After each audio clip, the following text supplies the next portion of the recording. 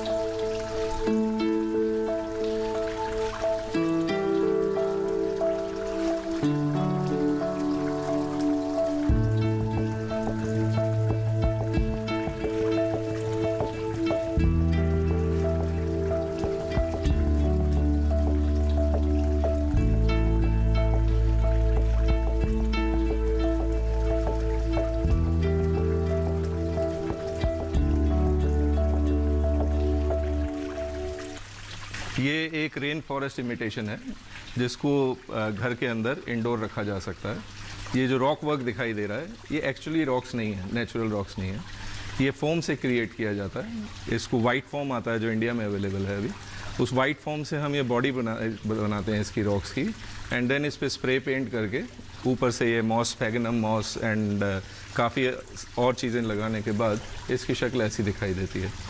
इसके फ़ायदे क्या हैं? एक तो वाटर मूवमेंट रहती है आपको झरने का फील देती है रूम के अंदर ही, या आपके आउटडोर गार्डन में भी लगा सकते हैं इसे, लेकिन आउटडोर गार्डन के लिए प्लांट्स की वैरायटी चेंज हो जाएगी क्योंकि ये इंडोर प्लांट से बनाया गया है। इसके हेल्थ बेनिफिट्स बहुत ज़्यादा इसलिए हैं क्योंकि हम लोग अपने कमरे में, आपने जैसे देखा होगा, ह्यूमिडिफायर लगाते हैं और चीज़ें लगाते हैं जिससे मॉइस्चर मेंटेन रहे। ये एक्चुअली ह्यूमिडिफायर ही है, तो ये आपके रूम के अंदर मॉइस्चर लेवल को बहुत ज़्यादा बढ़ा देता है। प्लस इसमें जो प्लांट्स लगाए गए हैं वो भी एनवायरनमेंट फ्रेंडली प्लांट्स लगे हैं, जैसे ये ब्रोमेलियाड्स की वैरायटी है, काफ़ी वैरायटी फर्न्स की है, ये वैरायटी फर्न की है, ये भी एक वाइल्ड वैरायटी ऑफ फर्न है। ये रैबिट फुट फर्न के नाम से जानी जाती है, ज़्यादातर पहाड़ों पे मिलती है। और इस एनवायरनमेंट को मेंटेन करने के लिए बहुत ज़रूरी है लाइट का होना। जो लाइट है वो इसमें स्पेशल लाइट है जो कि इंडोर के अंदर इन प्लांट्स को ग्रो करने में हेल्प करती है। और इस लाइट को हम लोग 6500 केल्विन टेम्परेचर पे मेंटेन करते हैं। और जो ये वाटर की आवाज़, साउंड आप सुन रहे हैं, ये भी काफ़ी सूदिंग आपको लगती है अपने एनवायरनमेंट में।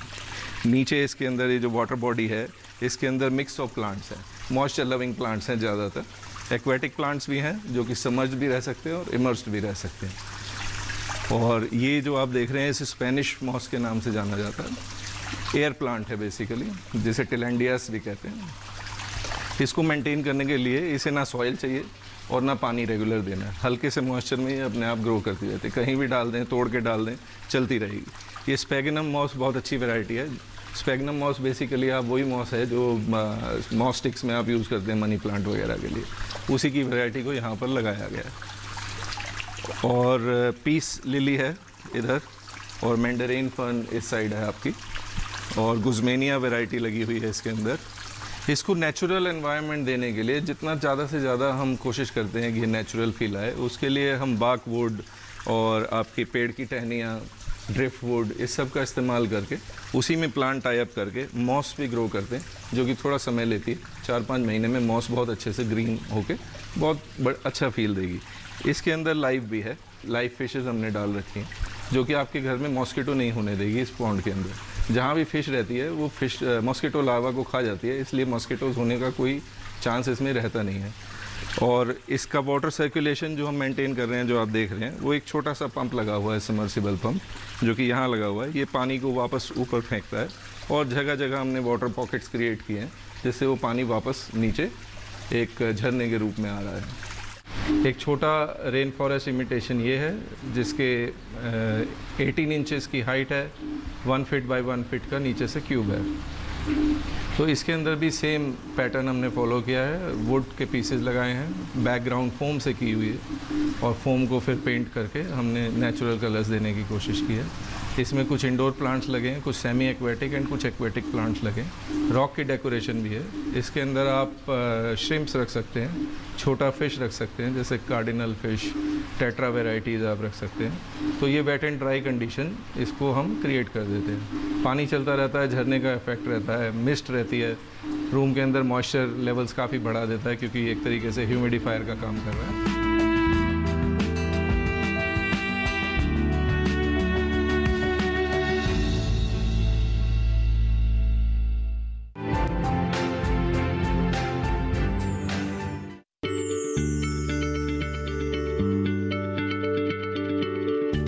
क्या आप किसी बीमारी से परेशान हैं? चाहते हैं डॉक्टर की सलाह?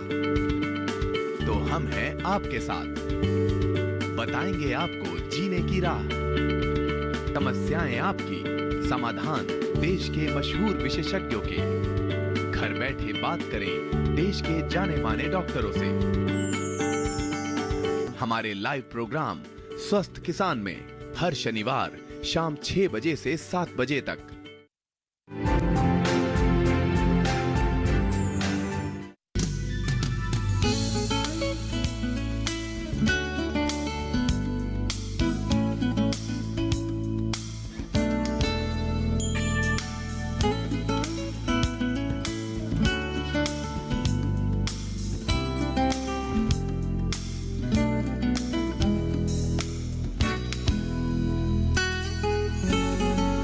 Aquascape basically gardening under water in simple terms.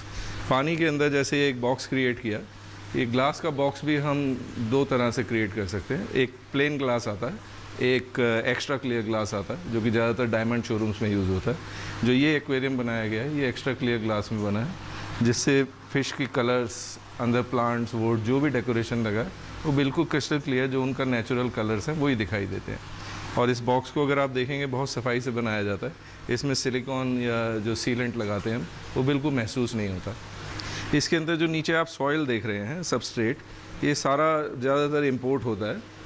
इससे हम लैंडस्केप क्रिएट करते हैं, एनवायरनमेंट जैसे गार्डन में करते हैं वैसे ही इसके अंदर लैंडस्केप क्रिएट किया गया।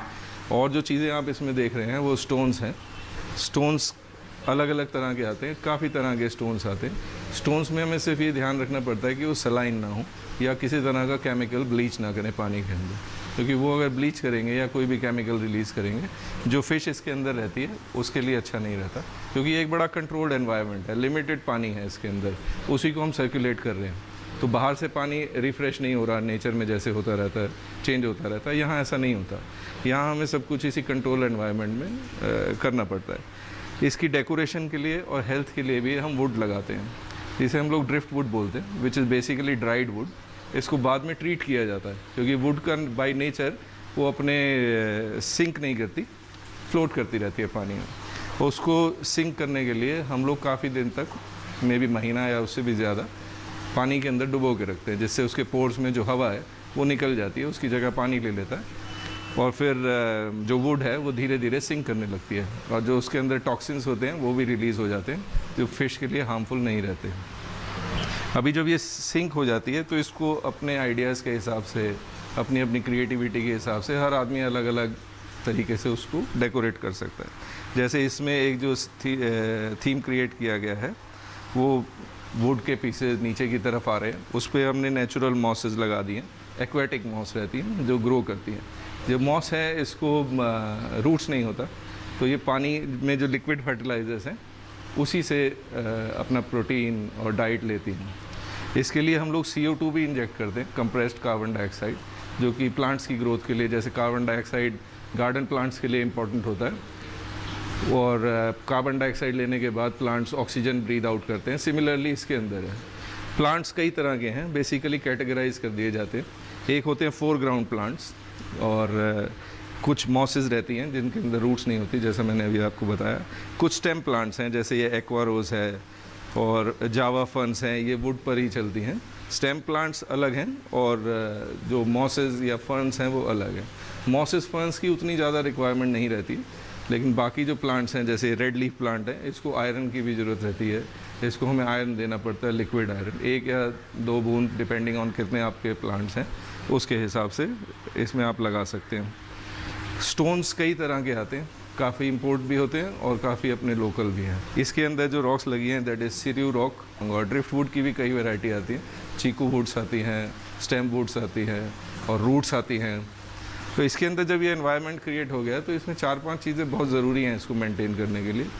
नंबर 1 लाइट प्लांट्स की ग्रोथ के लिए बहुत ज़रूरी है। इसके लिए कम से कम 6500 केल्विन टेम्परेचर की लाइट्स चाहिए। आज एलईडी के अंदर 6500 केल्विन की लाइट्स मिल जाती हैं। उसको आप किसी भी चीज़ पे फिक्स कर सकते हैं, जैसे यहाँ हमने ट्रंक पे किया हुआ है। बाकी बने बनाए फिक्सचर्स भी आते हैं जो एक्वेरियम शॉप से आराम से मिल जाते हैं। Second important thing is filtration. उसके अंदर 2 तरह की कैटेगरी में हम इसको डिवाइड कर देते हैं। एक है मैकेनिकल फिल्ट्रेशन और दूसरा है बायोलॉजिकल फिल्ट्रेशन। मैकेनिकल फिल्ट्रेशन जितनी भी पानी के अंदर फ्लोटिंग आर्टिकल्स होते हैं उसको एक स्पॉन्ज में या और 2-3 तरह के मैकेनिक्स आते हैं, सैंड फिल्ट्रेशन रहता है, उससे हम लोग उसको पानी के जितनी फ्लोटिंग इम्प्योरिटीज़ को क्लीन करके वापस एक्वेरियम में फेंक देता है। इसके बाद आता है आपका biological filter. Biological filter basically जो फ़िश, क्योंकि ये पानी एक बड़ा लिमिटेड अमाउंट रहती है, जितने भी लीटर का आपका एक्वेरियम हो, 100 लीटर हो, 200 हो, 500 हो, 1000 हो, उससे उसी के अंदर जितने भी आपने लाइव एनिमल्स या फिशेज़ रखे हुए हैं वो उसमें खाते भी हैं। जो नहीं खाते, जो अनईटन फूड रह जाता है, वो डिके होता है, डिकम्पोज होता है, तो उससे पानी में इम्प्योरिटीज़ बढ़ती हैं। सिमिलरली जो फ़िश एक्सक्रीटा करती है उससे भी पानी गंदा होता है। ये जो पानी गंदा होता है 3-4 चीज़ें पैदा करता है। एक अमोनिया, नाइट्रेट, नाइट्राइट, फॉस्फेट्स और ऐसे कई तरह के टॉक्सिन्स पानी के अंदर जनरेट होते रहते हैं। अगर इसकी टेक केयर ना की जाए तो ये पानी बहुत पॉइजनस हो जाता है और कोई भी फ़िश का सर्वाइवल बहुत मुश्किल हो जाता है। तो ये जो बायोलॉजिकल फ़िल्टर है, ये एक प्रोसेस से, वेट एंड ड्राई प्रोसेस से बहुत सारे beneficial bacteria millions and trillions में ब्रीड होते रहते हैं। Every day they just multiply, double. हर रोज़ के हिसाब से ये लोग डबल हो जाते हैं और ये बेसिकली काम करते हैं पानी की इम्प्योरिटीज़ को पॉइजनस से बेनिफिशियल में कन्वर्ट करने के लिए। उसके बाद फ़िश की फीडिंग आती है। फ़िश, कोई भी फ़िश 16 दिन तक बिना खाए अच्छे से हेल्दी रह सकती है, लेकिन ओवर फीडिंग से जल्दी मरनी शुरू हो जाएंगी। तो फ़िश जितना खाना खा सकती है उतना ही उसको देना है। जब वो स्लगिश मूवमेंट हो जाए, उसकी ज़्यादा तेज़ी से रिएक्ट नहीं करती, तब हमें फीड करना बंद कर देना चाहिए।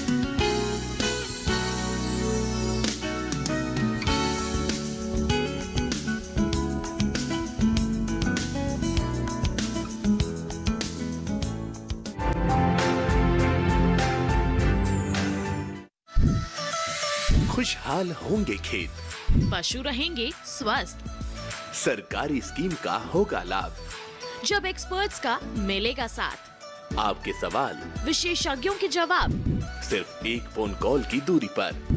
देखिए किसानों का अपना प्रोग्राम हेलो किसान, सोमवार से शुक्रवार शाम 6 बजे से सिर्फ दूरदर्शन किसान पर।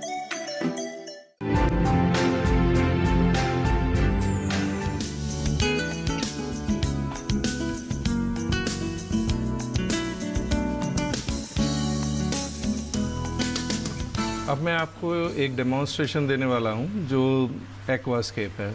छोटे से एक्वेरियम में मैं आपको बताऊंगा कि क्या क्या चीज़ों की ज़रूरत पड़ती है और इसको कैसे सेटअप किया जा सकता है। इसके लिए हमें एक छोटा एक्वेरियम की ज़रूरत पड़ेगी, ग्लास एक्वेरियम। ये एक्वेरियम जो कि एक्स्ट्रा क्लियर ग्लास में बनाया गया है, इसके अंदर एक फ़िल्ट्रेशन बनाया गया है, पार्टीशन, जिसे ओवरफ्लो मैकेनिज़्म कहते हैं। इससे पानी ओवरफ्लो होता है, मैकेनिकल फ़िल्ट्रेशन में जाता है और साथ साथ बायोलॉजिकल फ़िल्ट्रेशन भी करता है। इसके साथ हमें ज़रूरत पड़ेगी थोड़ी सिलिका सैंड में मैं बना रहा हूँ, वाइट सिलिका सैंड है, फाइन ग्रेड की, और बायोलॉजिकल फ़िल्टर मीडिया भी है इसमें। और इसके साथ आपको सिरियू स्टोन्स हैं हमारे, ड्रिफ्ट वुड जो कि कई तरह में आती है, कई वेराइटीज़ में आती है, ऐसे ही रॉक्स भी काफ़ी वेराइटीज़ में आती हैं, और बायो बॉल्स भी फ़िल्टर मैकेनिज़्म में काफ़ी हेल्पफुल रहती हैं।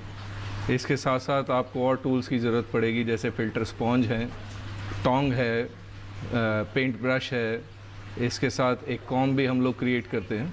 तो पहले थोड़ा सा हम सैंड इसमें डालते हैं। इसको हम कोशिश करेंगे कि ज़्यादा से ज़्यादा हम सेंटर में डालें, जिससे वो स्लाइड करके अपने आप साइड में चला जाए, क्योंकि ज़्यादातर हम लोग रॉक अरेंजमेंट सेंटर में ही करेंगे, जिससे ये लेयर्स फॉर्म करे अपने आप स्लाइड करके। इसके बाद हम रॉक्स का डेकोरेशन शुरू करेंगे। छोटे बड़े रॉक्स का मिक्स। सबसे पहले बड़ा रॉक इस्तेमाल करेंगे। इसकी कई डायमेंशन से हम लोग देख सकते हैं कि ज़्यादा खूबसूरत किस तरफ से लगी। इसको हम फर्मली बैठा देंगे जिससे इधर उधर हिल के ग्लास को ना तोड़ दे। अब हम छोटी रॉक्स का इस्तेमाल करेंगे डेकोरेशन के लिए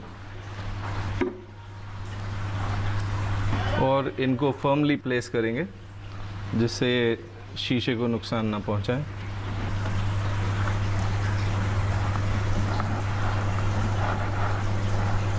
क्योंकि ये छोटे साइज़ का एक्वेरियम है, इसमें हम बहुत ज़्यादा रॉक्स ऐड नहीं कर सकते, हमें ड्रिफ्ट वुड की भी डेकोरेशन देनी है, तो अब हम थोड़ा ड्रिफ्ट वुड इसमें ऐड करेंगे।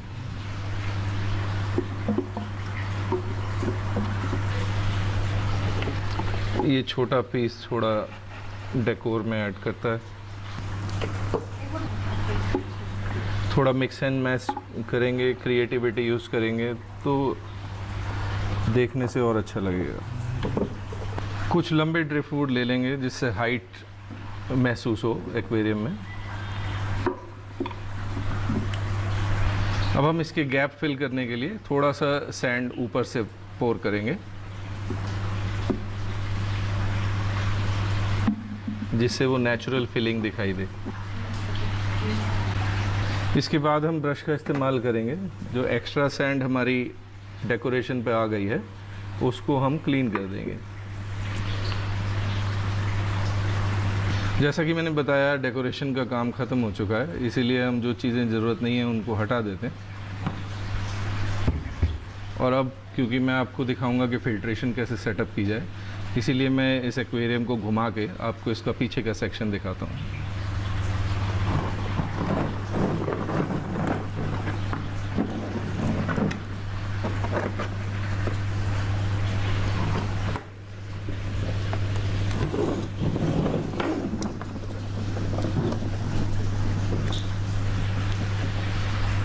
ये सिरामिक बीड्स हैं, फिल्ट्रेशन में काम आते हैं। इस पे बेनिफिशियल बैक्टीरिया मल्टीप्लाई करता है।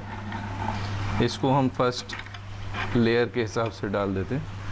इसके बाद हम ऐड करेंगे बायो बॉल्स। ये भी बैक्टीरिया को मल्टीप्लाई करने में और कल्चर करने में हेल्प करती हैं।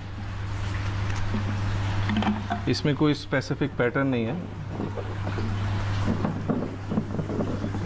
ये बायो बॉल्स हम एक लेयर बिछा चुके हैं, लास्ट की 2-3 बॉल ऐड कर दिए हैं। इसके बाद हम स्पंज का इस्तेमाल करेंगे जो कि पानी की फ्लोटिंग डेबरीज को अपने अंदर कलेक्ट कर लेता है और पानी को क्लीन रखने में हेल्प करता है।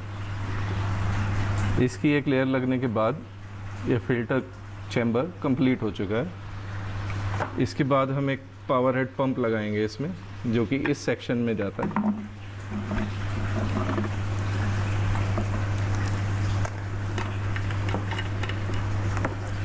ये पावर हेड सेक्शन में इस कंपार्टमेंट में डालने के बाद इसका ट्यूब इधर हमने डाल दिया है। फिल्ट्रेशन ऑलमोस्ट कंप्लीट हो चुका है। अब इसकी फंक्शनिंग दिखाने के लिए मैं एक्वेरियम का फेस फिर से चेंज कर देता हूँ।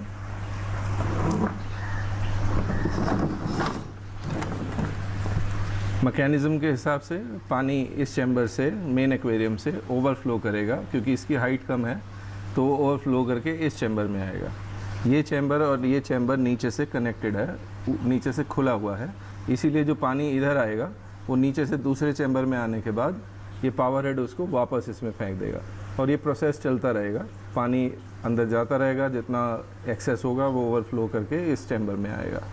तो ये वाटर सर्कुलेशन का प्रोसेस पूरा हो जाता है। इसमें बेनिफिशियल बैक्टीरिया थोड़े टाइम के बाद जनरेट होना शुरू हो जाएगा जो कि पूरा एनवायरनमेंट सेटल करेगा फ़िश के रहने के लिए, हेल्दी रहने के लिए। और क्योंकि फ़िश को तो पता नहीं है कि चैम्बर के अंदर ड्राई है, तो वो इधर से ओवरफ्लो होकर चैम्बर में आ जाएगी तो मर जाएगी। इसके लिए हमने एक ये कॉम डेवलप किया हुआ है। ये कॉम को हम इधर लगा देते, simple and easy to fit. इससे क्या है कि पानी तो चैम्बर में आता रहेगा लेकिन फ़िश बाय मिस्टेक इधर नहीं आ पाएगी, तो उससे उसके एक्सीडेंट के चांसेस ऑलमोस्ट ज़ीरो हो जाते हैं। तो ये पूरा मैकेनिज़्म सेटअप हो गया। इसमें आगे का स्टेज जो है वो मैं आपको दूसरे एक्वेरियम में दिखाऊंगा पानी भर के, क्योंकि उसको हमने ऑलरेडी हाफ वे सेटल कर रखा है। नेक्स्ट स्टेप में हम ड्रिफ्ट वुड ऐड करेंगे। ड्रिफ्ट वुड जैसा कि दिखाया गया था बिल्कुल ड्राई कंडीशन में आती है। इसको हमने ट्रीट कर रखा है। ट्रीट का मतलब 1 महीना 1.5 महीना इसको पानी में डुबो के रखा है, जिससे एयर पॉकेट्स निकल गए हैं और ये सिंक होने के लिए तैयार है। अभी भी पूरी तरह से शायद सिंक ना हो, लेकिन और 1 हफ्ते 10 दिन में सिंक हो जाएगी। तो इसको अब हमने पानी में छोड़ के देखते हैं पूरी तरह से सिंक करता है या नहीं करता। तो जैसा कि आप देख पा रहे हैं वुड पूरी तरह से सिंक नहीं हो रही है, तो इसको थोड़े दिन के लिए सेटल करने के लिए हम लोग एक रॉक ऐड कर देंगे, थोड़ा वेट डाल देंगे इसके ऊपर, और 1 हफ्ते या 10 दिन के बाद हम इसे रॉक को हटा भी सकते हैं। अब ये सेटल हो गई है। तो अब हम इसमें प्लांट्स ऐड करने जा रहे हैं। ये जावा फर्न्स के नाम से जानी जाती है ये प्लांट। इसको हम अंदर डेकोरेशन के हिसाब से, अपने टेस्ट के हिसाब से ऐड करेंगे। इसको कहीं भी आप पोजीशन कर सकते हैं। अब एक और जावा फर्न हम ऐड कर सकते हैं यहाँ से। इसके बाद हम स्टेम प्लांट्स ऐड करेंगे इस एक्वेरियम में। पहले इनकी हाइट एडजस्ट करेंगे जिससे बहुत ज़्यादा हाइट ना दिखाई दे। ये एक और स्टेम प्लांट का बंच हम लेते हैं और इसको पैरेलली दूसरी तरफ लगा देते हैं। ये ग्रास है जिसकी हाइट तकरीबन इतनी ही रहती है, ड्वार्फ ग्रास के नाम से जानी जाती है। पॉट में आती है। इसमें से हम इन सब प्लांट्स को अलग कर लेंगे और जगह जगह लगा देंगे टोंग की हेल्प से।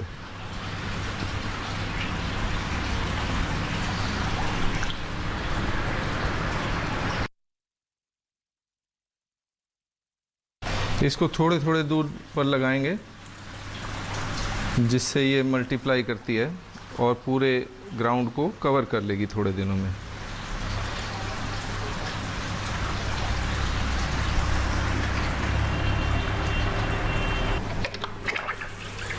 पंप ऑन कर दिया है। फ़िश के लिए अब ये एक हेल्दी एनवायरनमेंट क्रिएट हो गया है। पानी की सर्कुलेशन से पानी बिल्कुल फ्रेश रहेगा।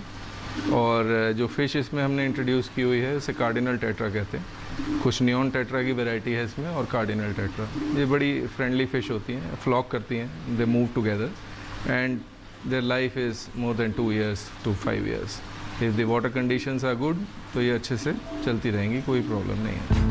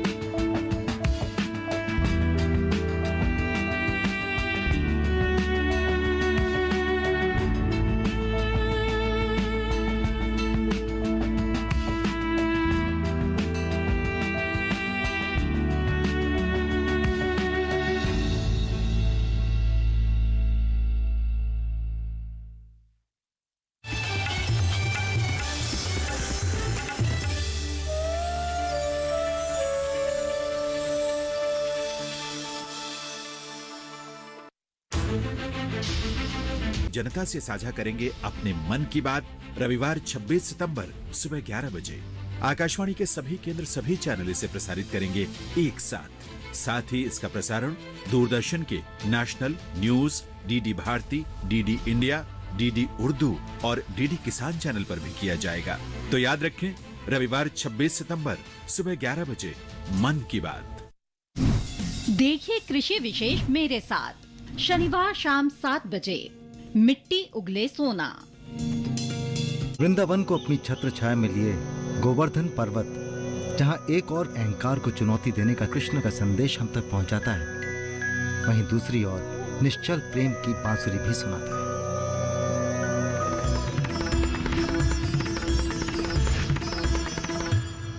मिलूंगा वृंदावन की विधवा महिलाओं से और जानूंगा उनकी दिल को छू लेने वाली कहानी।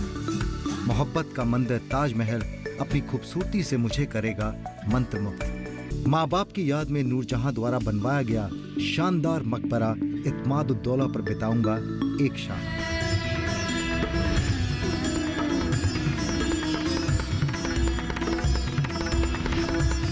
शहर में जरूर रहता हूँ मंगल, लेकिन इस जमीन के साथ रिश्ता नहीं टूटा है मेरा। आपकी ये बहन हमेशा आपकी ताकत बनेगी। मैनू प्यार हो गया, इजहार हो गया।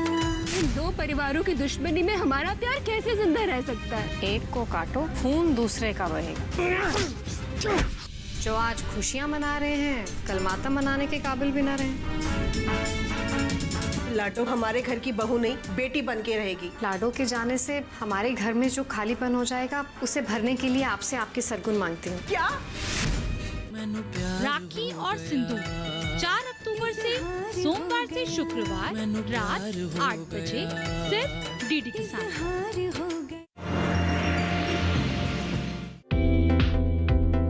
न रहेगा मौसम का डर, न सताएगी कीटों की चिंता। नई पॉली हाउस तकनीक से मिलेगी हर मौसम में फसल लेने की सफलता।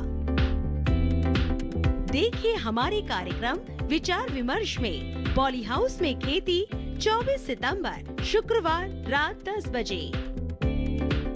शिव भक्तों के मन में जो आदर काशी के लिए है, वही मान, वही आदर, वही सम्मान शिरडी और द्वारका माई के लिए होगा। मुझे उस पाखंडी फकीर को शिरडी से चलता करना ही पड़ेगा। माई, फकीरी से बढ़कर कोई दूसरी अमीरी हो ही नहीं सकती। तुम सबकी एक हुंकार भी मुट्ठी भर अंग्रेजों को यहाँ से भाग जाने पर मजबूर कर देगी। राम जी भला करेंगे।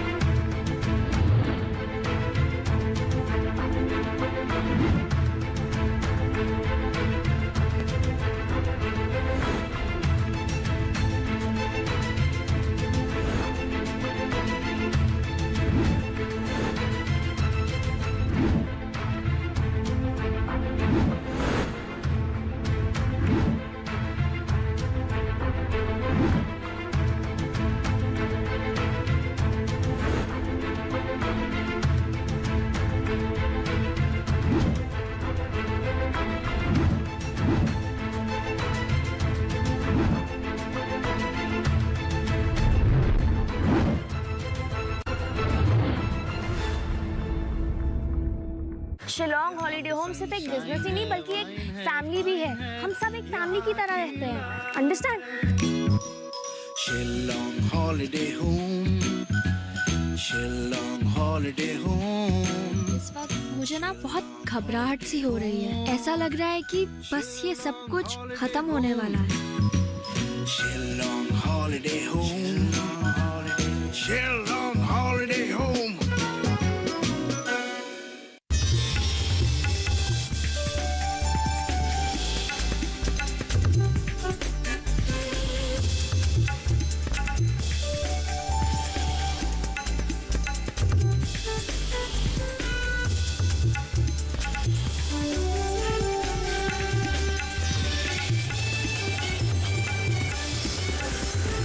डीडी के साथ बदलते भारत की शान।